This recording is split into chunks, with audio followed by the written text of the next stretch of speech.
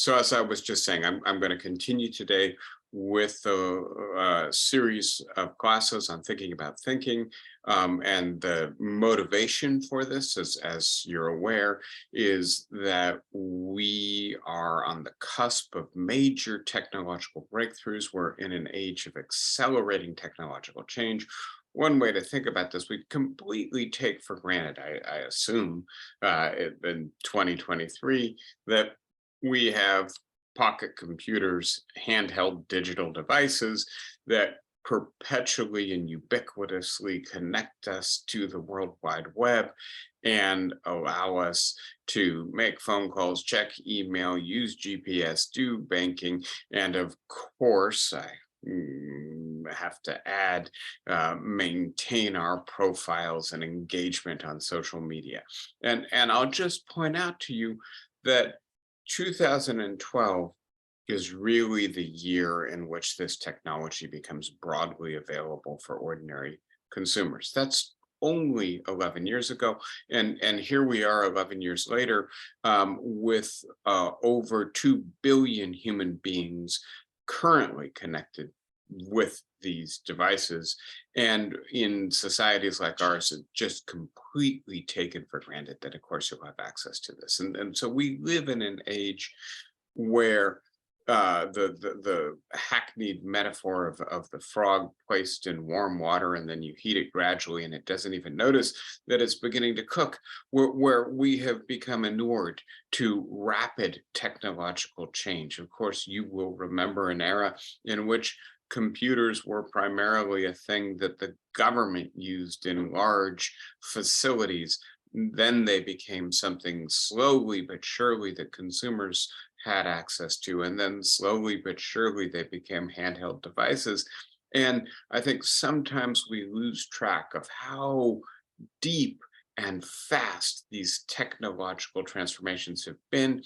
And now we stand very much in the beginning of the era of intelligent machines, of the new artificial intelligence technology, the tremendous breakthroughs that have been made over just the last decade, which are really now beginning to show up in consumer applications this year. And so it seems like a good time to take stock. What exactly is it that intact human thinking, reasoning, feeling, judging feel like? What is it that we're doing when we do that? And this series of classes considers that question by using philosophy and psychology as tools for gaining access to the life of the mind before it is altered by technology deeply. And so with that in mind, I'll talk with you then about where we're going today. And today we're really transitioning into the most important figures in modern philosophy. The little diagram I've been using shows Descartes influencing Kant, influencing Nietzsche, modes of discourse and interconnection between them.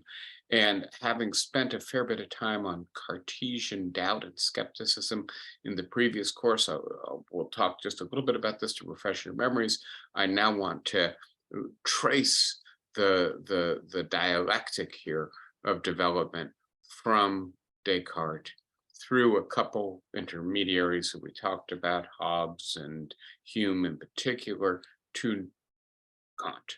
And if there's a hero of modern philosophy, as far as I'm concerned, but I think as far as many philosophers are concerned, the towering influence, the person who you put in the pantheon right next to Plato and Aristotle is Kant. And Kant in particular directs our attention inward into not our capacity to know the world outside, but our capacity to understand and know ourselves and our generative faculties for reason and judgment. And so to represent this artistically, I like searching for the images. I've chosen a painting by Johannes Vermeer, girl reading a letter by a window, and well, it's worthwhile noting, right, that he's employed the famous trompe l'oeil technique of partially covering the canvas with a curtain meant to almost perhaps deceive you that the curtain is not in the canvas but in the world. But here I think that the metaphor, the suggestion is in part that Vermeer is pulling back the curtain on an interior scene that up until Oh, the okay. time he starts painting it has escaped notice on the part of artists and those who are producing culture, right? And here we don't have a princess or a goddess, let alone a king or a god. We don't have a noble person who's sitting for a formal portrait or some religious scene. We have a relatively ordinary young woman reading a letter. And although the gaze out the window suggests there is a world out there, she's clearly lost in the world of thought, of interiority, in a fully domestic scene. And what Kant suggests to us is actually the action is not outside in the world for us to understand with our intellect.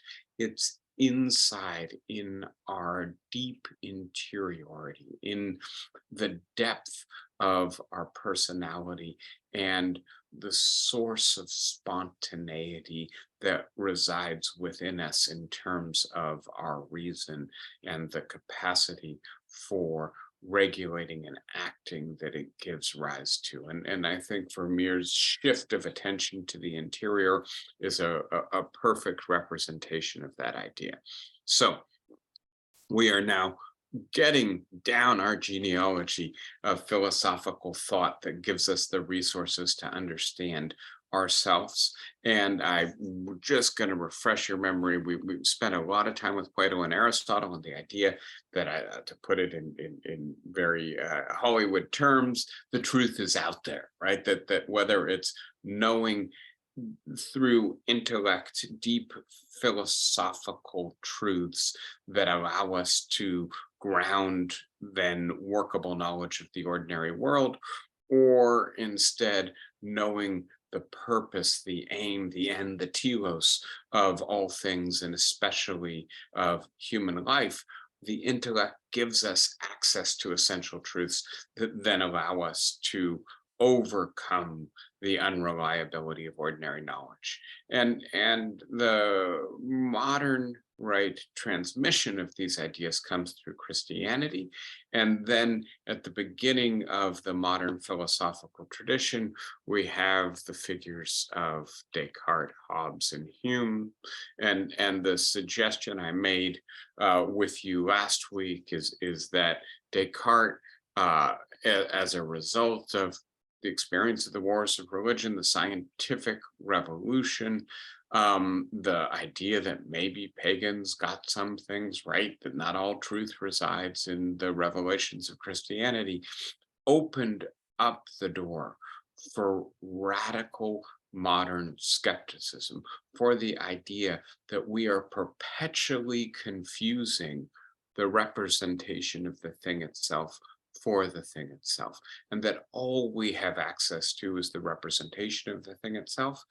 I'm sorry, the representation of the thing, never the thing itself, and that therefore we are cut off from the kind of knowledge that Plato and Aristotle and the Christian tradition celebrate. Of course, Descartes tried to grab hold of a lifeline, a religious, theological lifeline, but Hobbes and then Hume suggested that the lifeline is not strong enough to rescue Descartes from the whirlpool of doubt he unleashed. And we spoke about Hobbes' demonstration, right, that our understanding is several degrees removed from the thing itself, and that when we understand things, what we are understanding is our words and things that appear in our mind, mediated by our senses and our imagination, never the thing itself, right? And so the effort to use the intellect to escape the unreliability of the senses, the mutability of the world, that just doesn't work. And similarly, Hobbes suggested that we are governed by forces that put us in a nexus of causation, and we may think we deliberate and choose freely, but at one point Hobbes remarks that the bringing together the words free and will is about as coherent as bringing together the words circle and quadrilinear or square, right? You can't square the circle. Freedom and will do not go together, because the will is determined by the appetites and aversions of our psychology. This was then formalized by Hume, and it's Hume who really challenges Kant's dogmatism, and Hume suggests that reason is the slave of passions, that although we may see cause and effects constantly conjoined in our experience, because our experience does not give us access to the things themselves. Science rests on speculation, not on solid knowledge. That justice is ultimately something that has to be instilled in the human psyche, not something that naturally resides there. That we and here I'm doing my best just to conclude that it's always a mistake to try to derive ought from is, and so this is particularly a challenge to Aristotle. You can't tell me that because an acorn can become an oak, that the purpose, the justifying aim of an acorn is to become an oak. You need a separate argument other than the observation that acorns become oaks, right? And so, yes, human faculties are exercised by participation in democratic forms of action. Does that mean that that's our highest purpose? Does that justify, for instance, as Aristotle thought it did, living in a slave society in order to make some able to participate in action?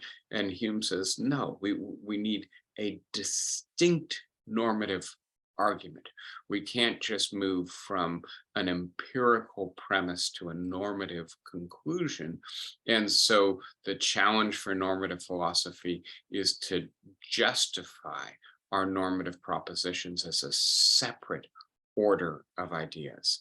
And so reason is less powerful, knowledge less secure, morality and justice intrinsically weak. This is the culmination of the development of modern skeptical ideas.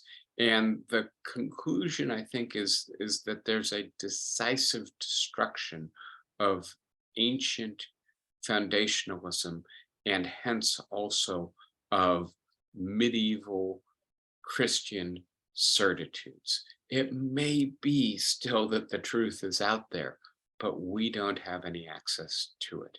And this is what Kant inherits and what Kant responds to. And I now want to say a little bit about Kant's ideas. And for those of you who are familiar with or have studied Kant, you know, the voluminous philosophical output, the incredible density of his writings, the analytic precision with which he expresses his ideas, makes it very difficult to do justice to Kant in a short lecture without really having read any of his texts together. I'm going to try to give you a taste and a flavor, but ultimately more to get a sense of the ideas that Kant developed, how they influence modern culture, modern thinking about the self and thinking itself. And so Kant lives in a small German town, Königsberg, where he, by all accounts, never left that town even once in his life. It has a university in it. It's a provincial backwater university. I think it was Friedrich the Great that said that it was a better place for training bears than training humans. About the university Kant eventually became a professor in, although he spent uh, almost 2 decades as a Privatstand, a teacher who is allowed to teach at the university, but is not actually employed by the university, so only gets the funds that his students pay. Fortunately for Kant, he was a very dynamic, entertaining, thorough, rigorous lecturer, and people paid to hear him speak until he really established himself as at least a minor figure in German letters. And the interesting thing is Kant was given then a professorship in moral philosophy and dedicated himself for the rest of his life to philosophy. But up until that point, Kant had also been teaching natural science, or natural philosophy, as it was sometimes called at that time. And actually, he had some pretty important breakthroughs in astronomy, so that actually the idea that stars are formed out of nebula, out of galactic dust, is sometimes called the Kant, or there's another scientist that's added to it, but Kant's hypothesis about star formation, and it's still defended to this day, still seems to be correct to this day. And so Kant ultimately, and here's the interesting thing, in the 1770s, so when Kant is in his 50s, Kant, who read widely in philosophy, was a big fan of Jean-Jacques Rousseau, for instance, gets Hume's treatise and reads it, and he's shaken to the core. And so he's been planning to write what he calls Metaphysics of Morals, an effort to demonstrate the content of morality on the basis of metaphysical foundations. And he can't do it. He recognizes that Hume has devastated the foundations for the Leibnizian philosophical edifice that Kant has been dwelling in. And so Kant sets about really doing a fundamental refounding of modern philosophy, really once and for all figuring out how to answer the radical skepticism of his contemporaries. And this leads him to set out on a program which he calls critical philosophy. And I'll say a little bit more about the meaning of that in a moment. But the idea is that we have to absolutely call into question all received wisdom, engage in radical skepticism, but recognize that it is reason itself that is the engine of doubt and skepticism, as well as the target of doubt and skepticism, and use reason to try to determine what the justifiable bounds of skepticism are. If you're completely skeptical about reason, then in a sense you refute the very existence of the capacity that you're using to motivate the doubt to begin with. And so this is what Kant calls critical philosophy. He initially writes the Critique of Pure Reason, published in 1781,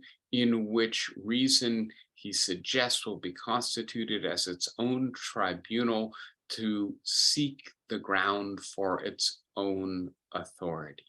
And eventually, he decides he has to write two other critiques, a critique of practical reason, that is to say, a critique of reason, not when it's deployed to try to understand the world, but to try to tell us how we should govern our lives, and a critique of judgment, a critique of the use of reason to determine what is beautiful, what is sublime, what is good conduct and bad conduct. And so he ultimately writes three critiques: the first, the second, and the third, as they're typically referred to. And I'm going to focus primarily on the first critique and then say a little bit about his moral philosophy as well. In the critique of pure reason, he employs a method that he calls the method of transcendental deduction. And so these are efforts to use reason to ground arguments and conclusions that seem to transcend doubt and not rely purely on experience or empirical knowledge. And so let me try to introduce a little bit of these ideas. In order to do that, I'm also going to talk about an essay called What is Enlightenment? In the introduction to the critique of pure reason, Kant says, quote, that the process of undertaking a critique of pure reason is, quote, to undertake anew the most difficult of all tasks, namely that of self-knowledge, and to institute a tribunal which will assure to reason its lawful claims and dismiss all groundless pretensions, not by despotic decrees, but in accordance with its own eternal and unalterable laws. This tribunal is no other than the critique of pure reason.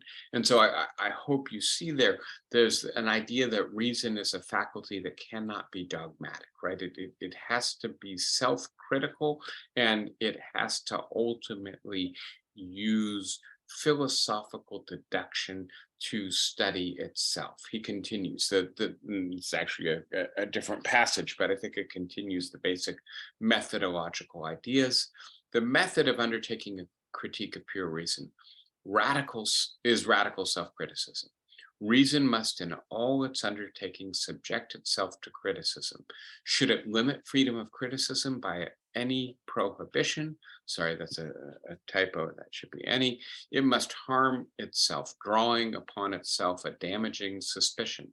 Nothing is so important through its usefulness, nothing so sacred that it may be exempted from this searching examination, which knows no respect for persons.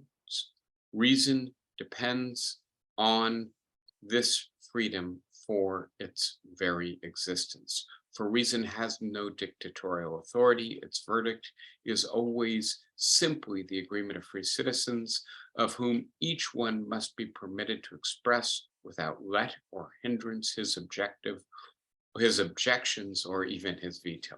And I hope you can hear in that a somewhat veiled criticism, because Kant is writing in Prussia, which has censorship, of both Plato and Aristotle, and not their philosophical texts, but the way in which they have come to be employed as sources of authority, such that merely referring to Plato or Aristotle is meant to be an argument stopper. If you have the right reading of Aristotle, you therefore have the correct answer to a philosophical question, because there is no philosopher greater than Aristotle. And Kant is suggesting, well, Aristotle may be a great philosopher, but we need to be persuaded anew that Aristotle's arguments are convincing to us. We need to evaluate the quality and the validity of the argument, not simply rest on its source. And then, of course, what is really being said here is that the Christian appropriation of Platonism and Aristotelianism has become dogmatic, and that philosophy cannot rely on religious dogmatism. And one of the great things that Kant gives to us is a translation of certain ideas that are important within, in particular, Protestant religious thought, but now defended philosophically so that you don't have to believe the dogma in order to accept the idea. And so, what is the authority? Only the public use of reason, Kant says, only the ability to argue in a way that persuades everyone who is open-minded and willing to engage in debate and argument. And so Kant uses this idea in what is Enlightenment of the public use of reason, where he says, in answer to the question, this is a question posed by a newspaper as a essay contest, what is enlightenment? That enlightenment is not an end, it's a process, it's a continuously unfolding process, and it's a process in which the public use of reason is instrumental in helping humankind to emerge from immaturity, where immaturity is not thinking for yourself. When you're a child, you're told what to think by the adults around you. When you're an adult, you get to decide for yourself what to do. And in a sense, Kant is suggesting that European civilization of the 18th century is slowly emerging from its long childhood, the period in which the church simply told people what to think, what to believe. Now, in the aftermath of the Protestant Reformation and the scientific revolution and the Enlightenment, people are unwilling to accept, on the basis of authority, the teachings of any institution, whether that's the king, a secular institution, or the church, a religious institution. And therefore, each person, when they address the public, has to not appeal to their authority or their role within an organization, but appeal to the reason of the public, the ability of the public to think through arguments offered to it, to consider them, and ultimately to be persuaded or to instead reject those arguments. And Kant's suggestion is, look, I've written these long books, I consider them to be persuasive, but ultimately, I'm not the arbiter of that any more than any individual is the arbiter. If we want to be confident that an argument is a good, convincing, reasonable, valid argument, we need to see that it persuades a diverse public. And so it's essential that we have freedom of thought, freedom of the press, freedom to publish our ideas, and in particular, a vital public culture in which we dare to argue, as Kant famously said, to never exempt an argument from critical consideration. And so that is Kant's account then of how he's going to make his argument, his critique of reason. And then there's the critique of reason itself. And so, as you can see, I've got the three critiques here. The critique of pure reason, 1781. Kant is not ultimately satisfied with it. He revises it again in the late 1780s. And so there are actually two editions of the Critique of Pure Reason, then the Critique of Practical Reason, 1788, and the Critique of Judgment, 1790. Fortunately for us, Kant lives into his 80s and preserves his philosophical faculty for most of his life. And so he's able to complete this heroic task of these three theses, three critiques over the course of a long decade when he's relatively late in his life. In the Critique of Pure Reason, Kant asks us to focus on reason as a generative law imposing faculty of the human mind. And the origins of the taken for granted categorical scaffolding of experience. And so let me say a little bit about this for a moment.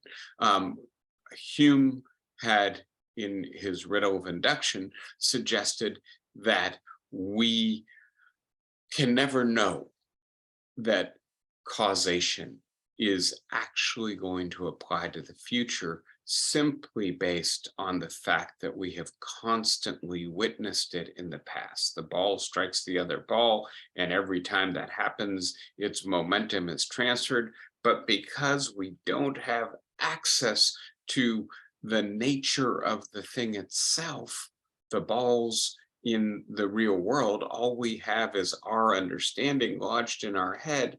How do we know that what we're seeing generates insight into the nature of the physical universe and its laws as such?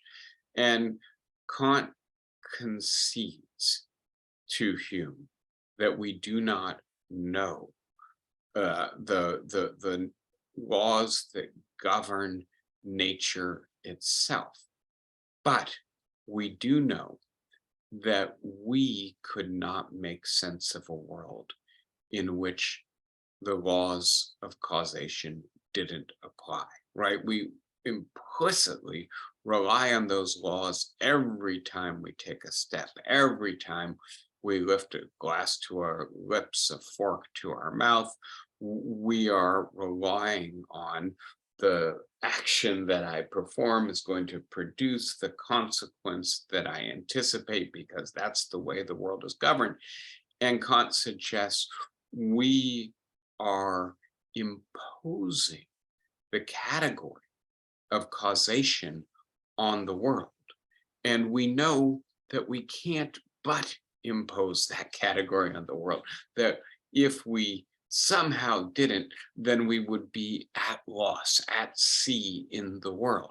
And so we can be certain that the law of causation will continue to apply, and therefore our scientific laws are valid, not because we've seen the essence of the universe and the laws that govern it, but because we recognize that our mind, our reason in particular, uses its generative power to impose that law on the world, and that we can be certain of will continue as long as we are thinking. And so this is sometimes referred to as Kant's Copernican revolution.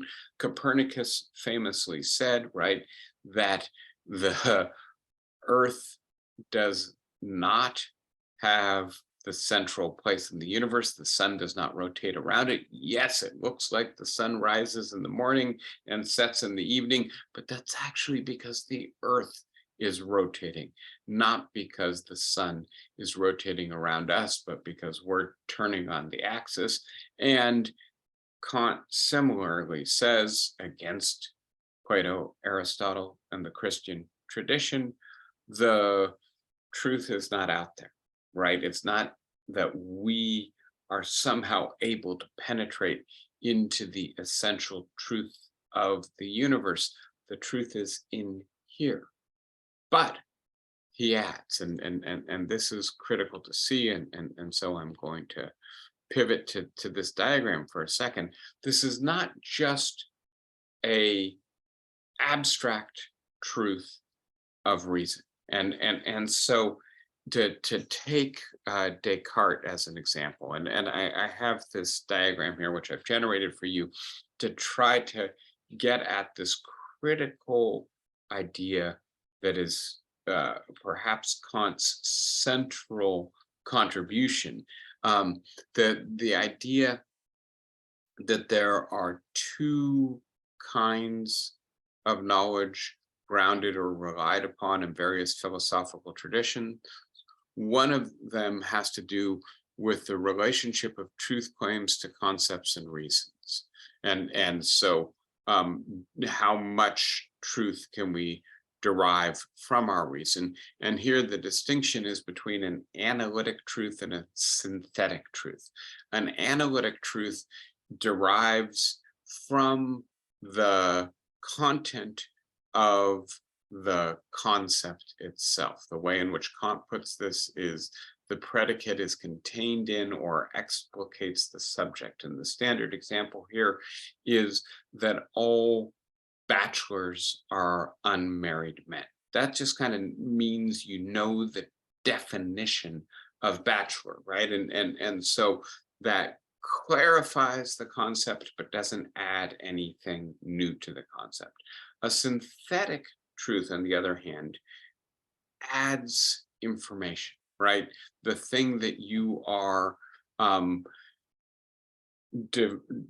deriving or defending is not contained in the very concept that you are describing. And so, for instance, if you maintained that all bachelors are slobs, or all bachelors are lonely, or all bachelors are happy or unhappy, you are now adding something that isn't simply contained in the concept of bachelor, that is, if you will, an empirical generalization about the bachelor. But what Kant is interested in here is not an empirical or a posteriori, after observation idea. He's interested in a truth that can be known, and this is the second distinction, a priori, right? And so a posteriori is knowledge acquired through experience. And if we did a survey of bachelors and asked, are you a slob, are you happy, are you lonely, etc., then we might be able to make some kind of generalizations a posteriori about bachelors. But if somehow we could prove, not from surveying them or from empirical knowledge, but from knowledge acquired independently from and prior to experience, and therefore knowledge that is not perspective dependent, but is instead necessary, that all bachelors are slobs, then we would have the kind of argument that Kant wanted, a priori synthetic argument. And to be as clear as possible, what Kant suggests is that no philosopher has really tried to understand synthetic a priori knowledge before him. Therefore, his approach, which he calls transcendental idealism, is unique and uniquely able to solve the problems that other philosophers couldn't. And so he points out that the empiricists like Hume and Hobbes, that they are looking exclusively at a posteriori claims, things that you learn through sensation, and pointing out that the sensation doesn't give you access to the thing itself. And so therefore your knowledge is not very reliable. On the other hand, Descartes and another of Kant's influences, Leibniz, ultimately rely exclusively on pure reason to ground their confidence and experience, right? If you remember, Descartes doesn't say, I know somehow that the world exists and that I'm confident in that. He says, I know that I think, right? That's the truth of the intellect, of reason. And I know because I think that there are thinking beings in the world. How can there be thinking beings in the world? It must be that God created thinking beings. And so there is a reliance here exclusively on a priori analytic truths. What Kant is adding is that knowledge synthesizes reason and experience. I don't have the category of causation before I have experience or independently of experience. If I lived in a world in which, when I put my foot forward, I didn't move, right, as a result of the way in which I propel myself by opposing my muscle power to the stability of the floor, right, I wouldn't come up with this category of causation if I didn't have experience in the world. But I'm bringing that category to the world from my reason, not simply inferring it from my experience. And therefore, this category in which knowledge synthesizes reason and experience is a new category, and the one that Kant thinks that we should rely on. I have here Marguerite's famous painting, sometimes referred to as "This is not a pipe," because of course that's what it says in French on the painting, but the actual title is "The Treachery of Images" from 1928 to 1929. And what Marguerite is pointing out, I believe, in this painting is, even though you know this is not a pipe, right? This is a one-dimensional object composed of canvas and paint, not a pipe. And even though it says flatly on the image, this is not a pipe, you look at it and what do you see? A pipe. You can't help but see a pipe.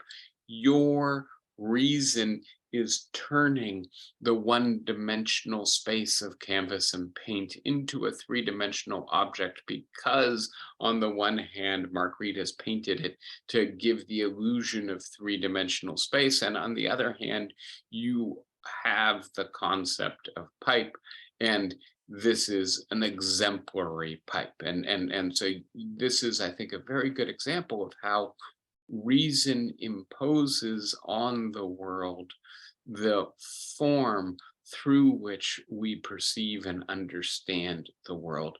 And therefore, we can be confident, not that we know the world as such, but that we will continue to experience the world in the way that we do. And so, having said that, right, this gives us a way out of the skepticism of Descartes, Hobbes, and Hume, but it doesn't give us fully the way back in to the world that Aristotle, Plato, and Christianity thought it had access to. And one of the ways in which Kant expressed his ideas here was to say it's necessary to criticize reason to make room for faith in the ideas of reason. And so Kant suggested that reason sets for itself problems it cannot solve, and that the central problems that reason tends to speculate about, on the one hand, why is there something in the universe? Why do we exist? Why does the world exist? And in particular, what caused all of this to exist? And this is a problem that goes back to Aristotle, and this idea that we like thinking in terms of causation, and that causal chains or regresses open once we start thinking in terms of causal forces. What caused the cause that caused the cause? Well, Aristotle said there must be some first unmoved mover, some first cause. And that got taken up by Christian theology to suggest that God created the world and the universe.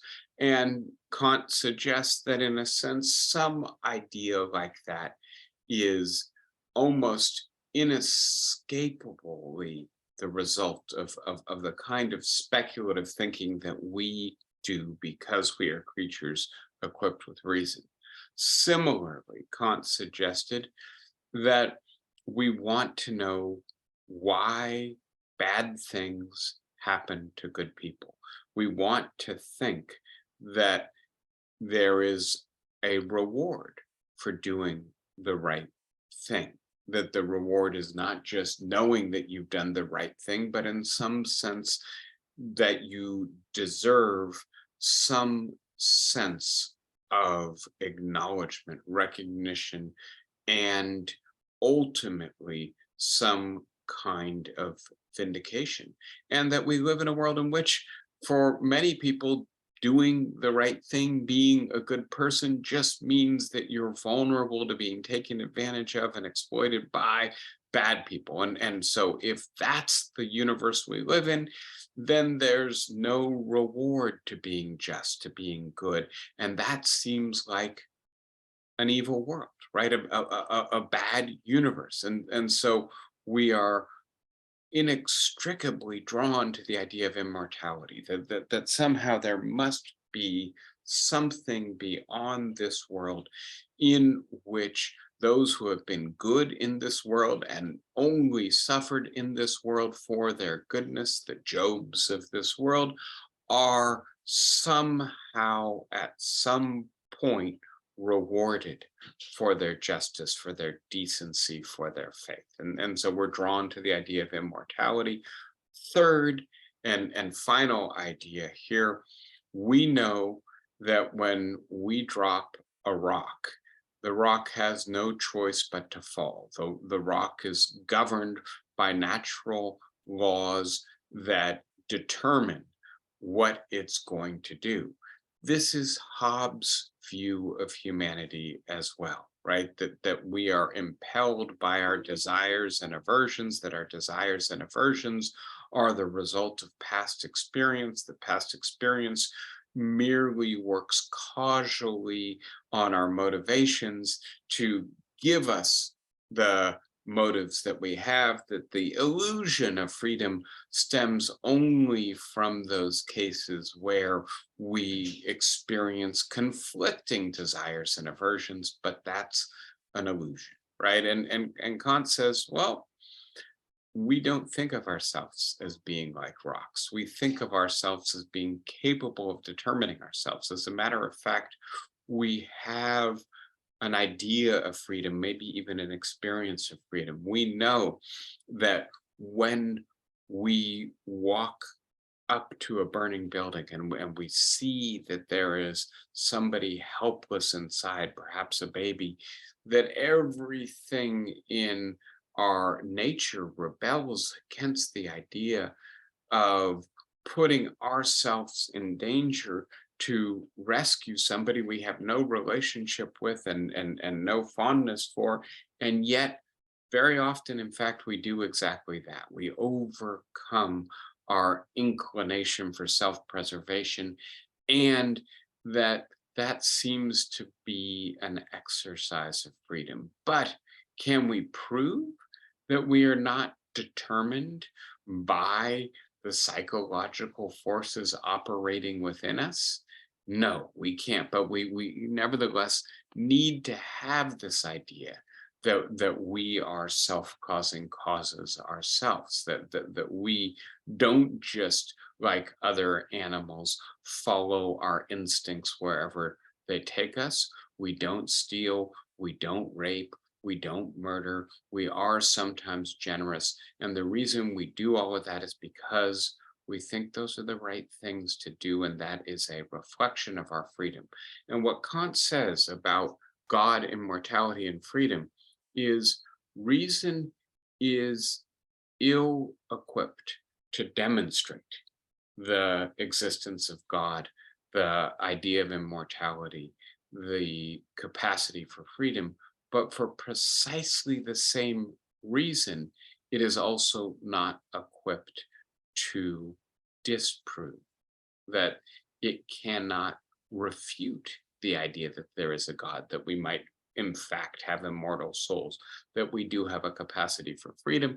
And therefore, once you recognize reason's lawful claims, its capacity and its limits, right, we can then make room for not absolute certainty about God, immortality, and freedom, but at least permission to believe those ideas, but not to impose them on ourselves or each other dogmatically, right? So I hope this is beginning to make sense, and to not lose the forest for the trees, right?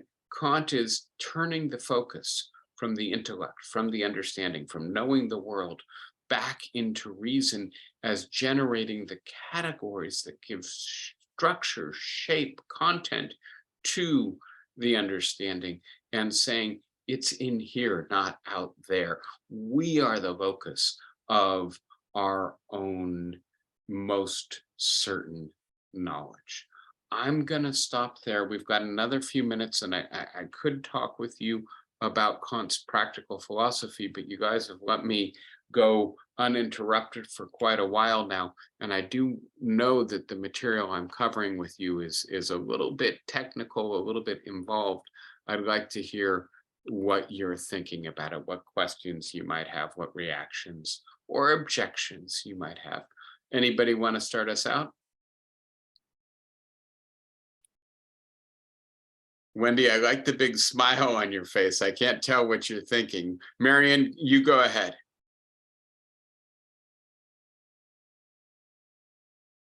Yeah, you have to unmute. Okay, you got it.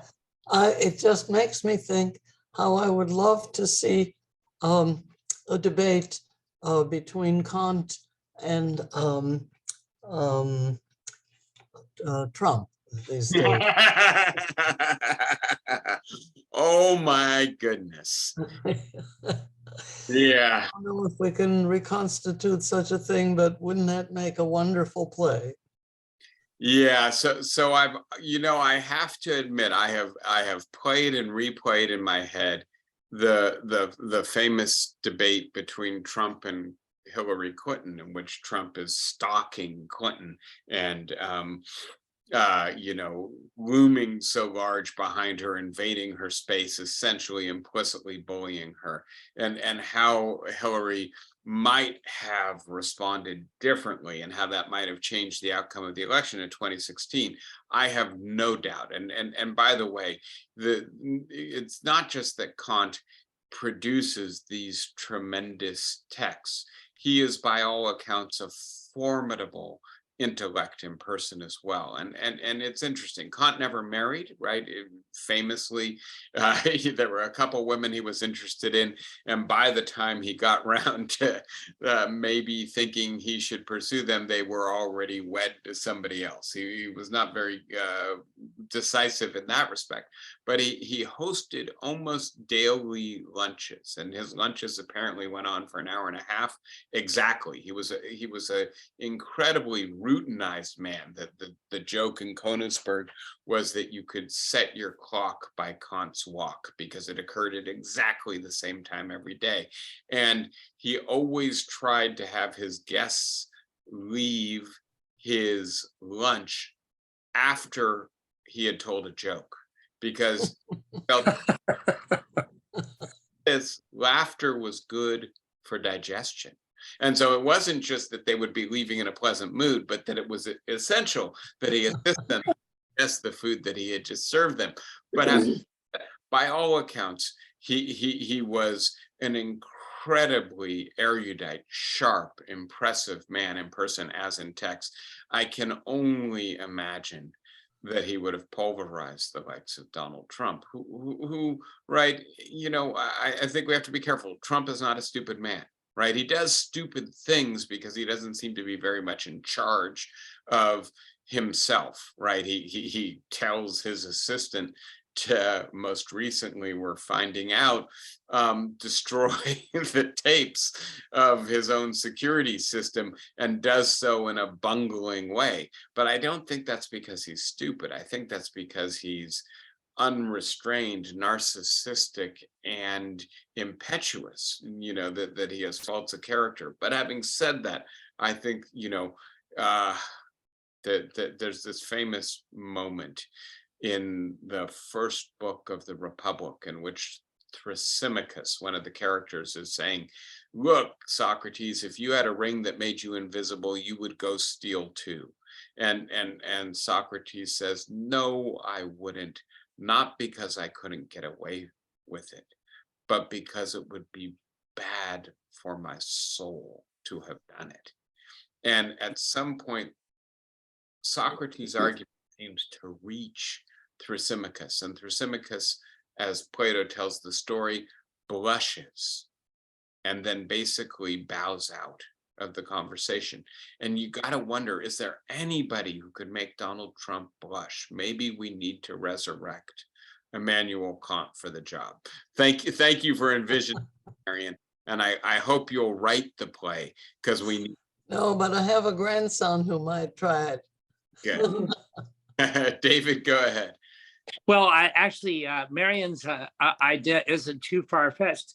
I don't know if others watched it, but back in the early 60s, Steve Allen and his wife, Jane Meadows, had a show that they often put on TV called Meeting of the Minds, where they brought characters in from different eras of time. So it would be on that show, it would have been highly possible for Kant to have met Trump and Plato and in the same show. And maybe that needs to be resurrected, because looking at these ideas across periods, I think is quite interesting. I did have one other comment, and that is that I'm anticipating.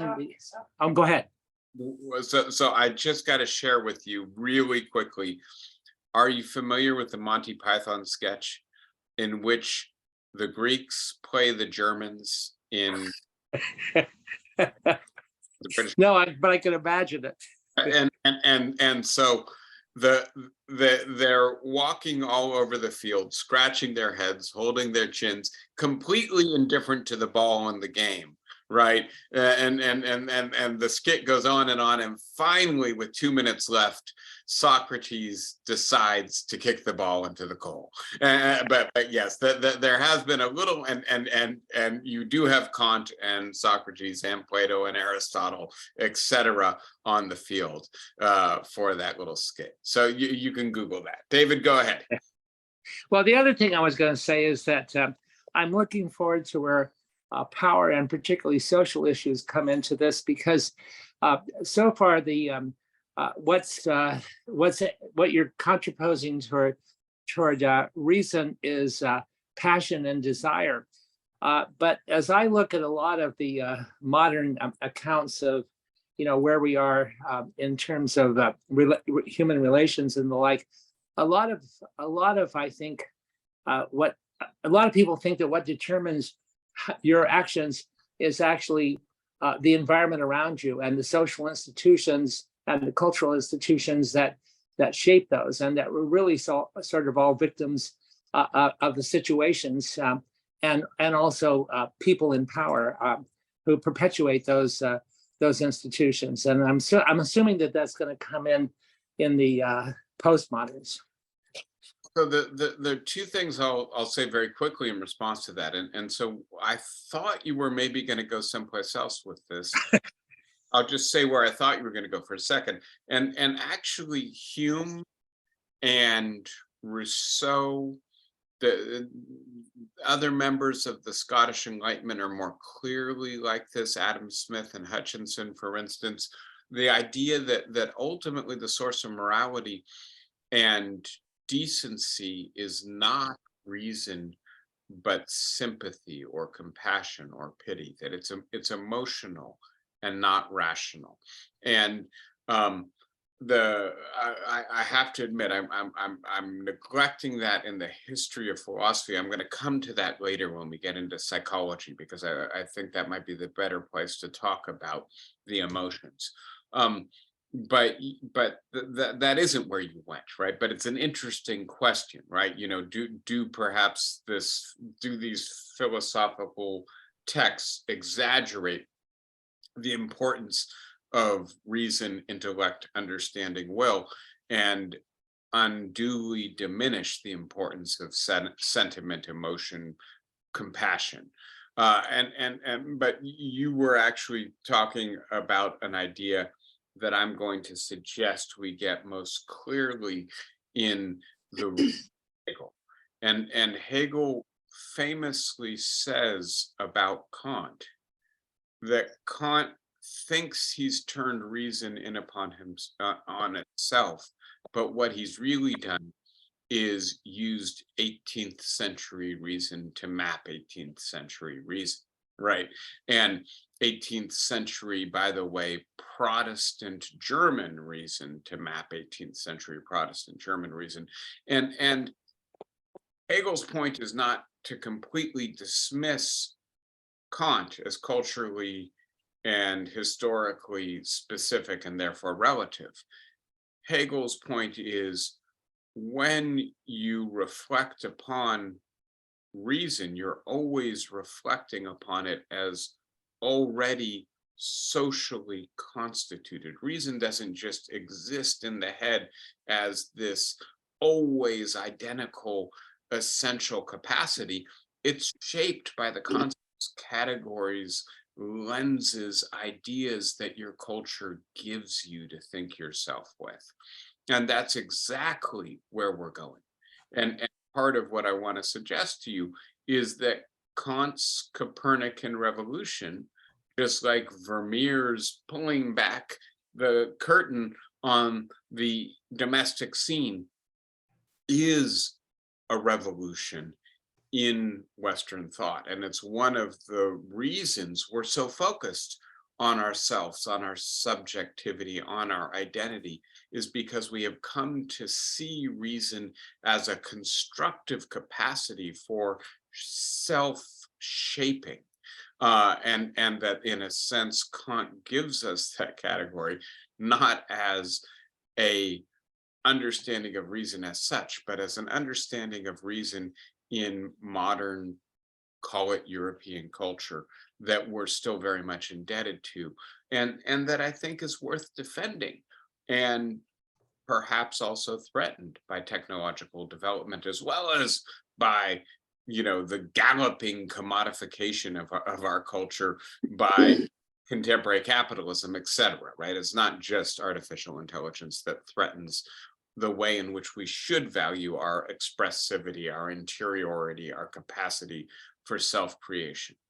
It looks to me, Iris, did you have your hand up? I hope that satisfies you, David. It's an indication that yes, we are going there.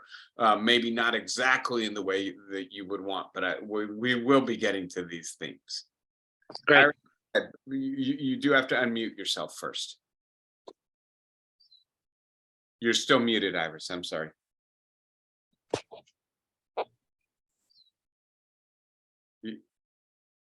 Yeah, Iris, I think you're going to have to hold down the space bar. Or Okay.